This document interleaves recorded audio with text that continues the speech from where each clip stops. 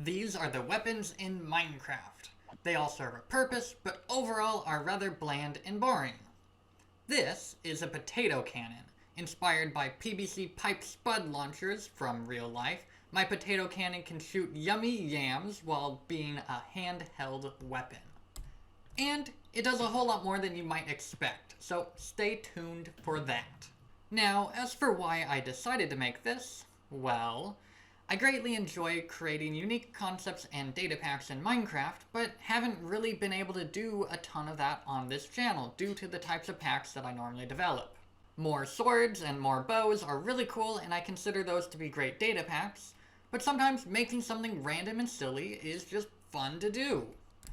So, with that in mind, I set out to make this data pack. It was a long journey, taking me multiple hours to complete. Yeah, the fun part of being a professional data packer is that crazy concepts such as these really do not take that long to throw together.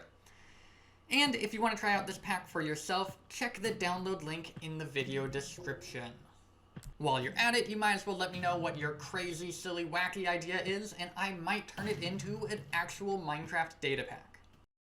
Let's get started by looking at the basic functionality of the potato cannon, and then we'll jump into some specific use cases. So, there are 3 different types of potatoes in the game. We have raw potatoes, but then we have baked and poisonous. So, raw potatoes, if we shoot a mob with it, it will explode and deal some damage. And you can kill mobs with it, and it has a little bit of a splash damage to it as well. So, you don't have to directly hit the mob. However, the further away the actual explosion is, the less damage it is going to do.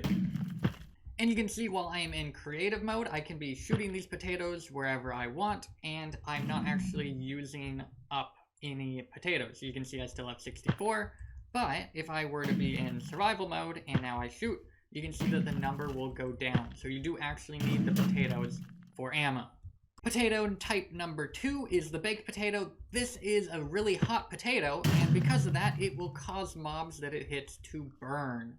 Because as we all know, it's a burning hot, scalding potato, right? And so that should cause things to burn. The closer you are to the actual target, the longer it will burn for, and they do take a fair amount of damage from the actual burn. It won't necessarily kill mobs in one hit, but it absolutely can. And then of course, because they died of fire, they will drop cooked whatever.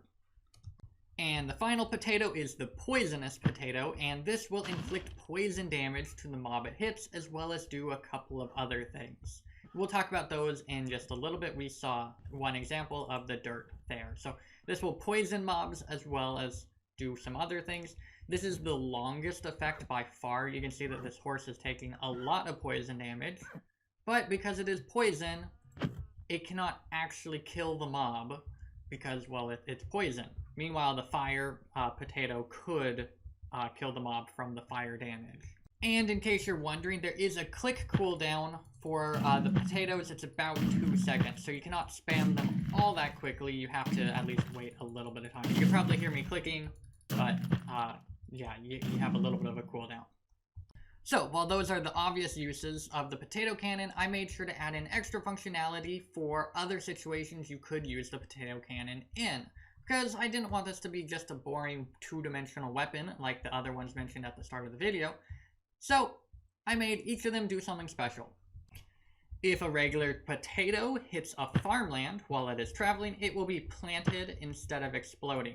So essentially, you could I guess, plant your farms with a potato cannon. Obviously kind of silly, probably not the most useful, but I thought it would be a funny little Easter egg, essentially. The other 2 are a bit more useful. I didn't want the regular potatoes, which are by far the most common and easiest to get, to be the most useful. The baked potato, on the other hand, if it hits a wooden block, will cause fire. And so we can try that on a tree. You can see once it hits the tree, it catches the tree on fire.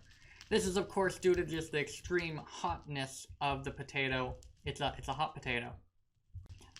And do note that this has to hit a wooden block, not just a flammable block. It has to be a wooden block. So if I hit the leaves here, it's not going to cause fire. It has to have specifically hit a log. I don't really know why I decided to code it that way, but that's just what I did. So yeah. And then we already saw a little bit of what the poisonous potato does, but this one is probably the most useful. Due to the poisonous potato being, well, poisonous, it will kill any crops that it encounters. And by any crops, I mean pretty much any live block. So if we hit grass here, you'll see that the grass all turns to dirt. But if we hit like some tall grass, the tall grass will also break. It's a smaller radius for tall grass as opposed to grass.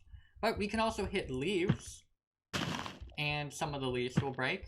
Not all of them, but some. It also has the ability to break flowers, and so any flowers that are in the way could also get broken.